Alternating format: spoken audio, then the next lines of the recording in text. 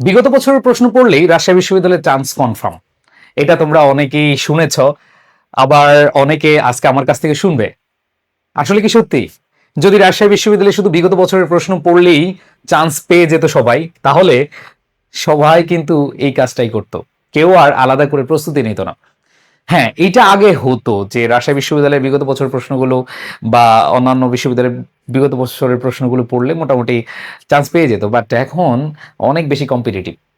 আচ্ছা, এই কথা তো তুমি জানলা, এরকম অনেক শিক্ষার্থী জানবে না যে হ্যাঁ, রাজশাহী বিশ্ববিদ্যালয়ে বিগত বছরের প্রশ্ন পড়লে রাজশাহী বিশ্ববিদ্যালয়ে চান্স পাওয়া যায়। তাহলে ধরো আমি এখানে ধরলাম যে রাজশাহী বিশ্ববিদ্যালয়ে ভর্তি পরীক্ষা দিচ্ছে, ধরো 1 লাখ শিক্ষার্থী ভর্তি পরীক্ষা অংশগ্রহণ করবে। এখন এইখানের মধ্যে 30,000 স্টুডেন্ট মোটামুটি জানে যে বিগত বছরের প্রশ্ন পড়লেই চান্স পাবে। তো এই 30,000 শিক্ষার্থী সবাই কি করলো? বিগত বছর প্রশ্ন পড়ে গেল। 30,000 কি সিট আসলে কি আর ইউতে বা রাজশাহী ইউনিভার্সিটিতে আছে? তোমাদের কাছে আমার একবার সিম্পল একটা কোয়েশ্চেন, এই যে 30,000 সিট কোনোভাবেই কি আসলে দেওয়া পসিবল? পসিবল না। দ্যাট মিনস শুধু বিগত বছরের প্রশ্ন পড়ে গেলেই রাবিতে চান্স পাওয়া যাবে, এইটা হতে পারে একটা দিক দিয়ে ঠিক, যে চান্স পাওয়ার জন্য তো অনেক নাম্বার লাগে না। বাট সবাই যদি সেম নাম্বার পায়, সবাই কিন্তু সিট দিতে পারবে না। সো এই কথা আর আমাদের মানার দরকার নেই। প্রাণপ্রিয় শিক্ষার্থীরা একটু মনোযোগ দিবা। তোমাদের রাজশাহী বিশ্ববিদ্যালয়ে 35 মার্ক হলো বাংলায়, 35 মার্ক হলো ইংরেজিতে, এবং 30 মার্ক হলো হচ্ছে জিকেতে। আমি আর ইউ এই ইউনিটের কথা বলছি। এই ইউনিটের যদি আমি বলি সেটা হচ্ছে 35, 35, 30, টোটাল 28টা প্রশ্ন এবং 24টা প্রশ্ন। টোটাল এখানে 80টা প্রশ্নের মধ্যে তোমাদের 100 মার্ক হয়ে থাকে। সো এইখানে তোমাকে চান্স পেতে হলে 65 থেকে 70 মার্ক পেলে তুমি নিশ্চিত থাকবে।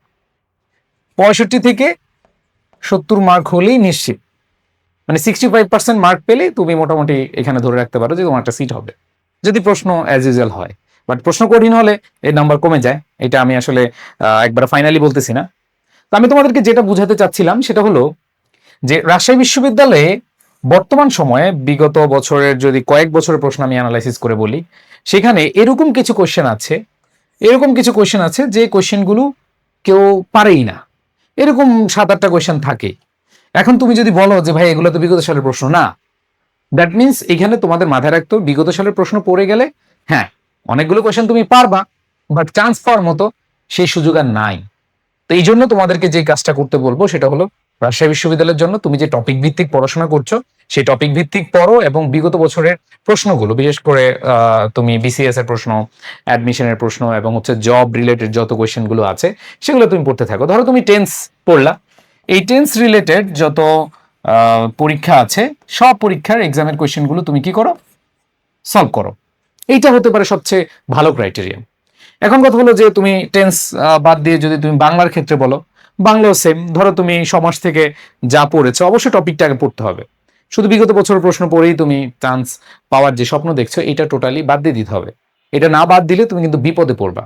সো আমি তোমাদেরকে বলতে চাচ্ছিলাম যে তোমরা এইটা কোনোভাবেই মাথায় রাখো না যে বিগত বছরের প্রশ্ন পড়ে আমি চান্স পেয়ে যাবো। হ্যাঁ, তোমার অনেক নাম্বার তুলে দিতে পারবে বিগত বছরের প্রশ্নগুলো, বাট চান্স পাওয়ার ক্ষেত্রে তোমাকে একটু টপিক ভিত্তিক পড়াশোনা করতে হবে, প্লাস হচ্ছে বিগত বছর প্রশ্ন সলভ করতে হবে। যদি এইভাবে করতে পারো আমি মনে প্রাণে বিশ্বাস করি এখানে চান্স পাওয়া সম্ভব। আর মজার ব্যাপার, আমি যদি ইংরেজির কথা বলি, যে রাজশাহী ইউনিভার্সিটির ইংরেজি কোশ্চেনটা খুব স্ট্যান্ডার্ড হয়। গ্রামার কোশ্চেন থাকে, ভোকাবুলারি বা মেমোরাইজিং পার্ট থাকে, এন্ড দেন আরো মজার ব্যাপার হলো এখানে 2-1টা কোশ্চেন থাকে লিটারেরি টার্মস। আর লিটারেচার থেকে যদি আসে মানে খুবই সহজ। জাস্ট তুমি আমাদের যে লিটারেচার ইয়েটা দিয়েছি আমাদের জাহাঙ্গীরনগর বা অন্য জন্য, ওইখানে 1-2 মার্কের জন্য তুমি পড়তে পারো। এখন অনেকের কোশ্চেন হলো ভাইয়া যদি আমি ওইটা স্কিপ করি, okay you can skip that, সমস্যা নেই। তোমার তো একবার 35-এর মধ্যে 35 পাওয়ার দরকার নেই ইংরেজিতে।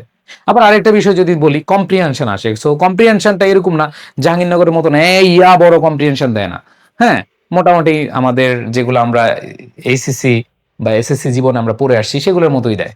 তো এখানে আসলে ভয় পাওয়ার কিছু নেই। আমি মনে প্রাণে বিশ্বাস করি রাজশাহী ইউনিভার্সিটি এই শেষ মুহূর্তে তোমরা টপিক ভিত্তিক পড়াশোনাটা করে যাও এবং হচ্ছে সেখানে বিগত বছর প্রশ্নগুলো সলভ করে যাও। আশা করি ভালো একটা মার্ক তুলতে পারবা। ঠিক আছে, ওকে। সো রাজশাহী ইউনিভার্সিটির পরে তোমাদের হচ্ছে গুচ্ছ বিশ্ববিদ্যালয় ভর্তি পরীক্ষা। সো গুচ্ছ ভর্তি পরীক্ষার জন্য আমাদের একদম নতুন যে কোর্সটা রয়েছে অনলি জিএসটি ব্যাচ 2.0, 19টি বিশ্ববিদ্যালয়ের পূর্ণাঙ্গ প্রস্তুতি হবে এই কোর্সে। এই কোর্সে তোমরা এনরোল করতে পারো, এবং এনরোল করতে গেলে তোমাদের বেশি কিছু দিতে হবে না, বাট আমরা অনেক কিছু দিব তোমাদেরকে। সেটা হলো তোমাদের শুরুতে হচ্ছে ফাউন্ডেশন ক্লাসগুলো তো থাকবেই, এবং জিএসটি 1-এর যে ক্লাসগুলো এগুলো আর্কাইভ আকারে পেয়ে যাবা।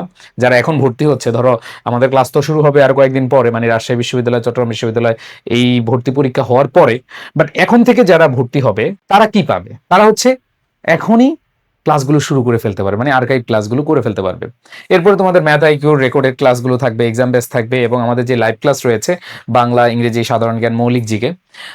আগে আমরা যেটা দেখেছি যে যখন গুচ্ছ বিশ্ববিদ্যালয়ে ভর্তি পরীক্ষা শুরু করেছে তখন আমরা দেখেছি মৌলিক জিকেতে মোটামুটি অনেক কোশ্চেন করে।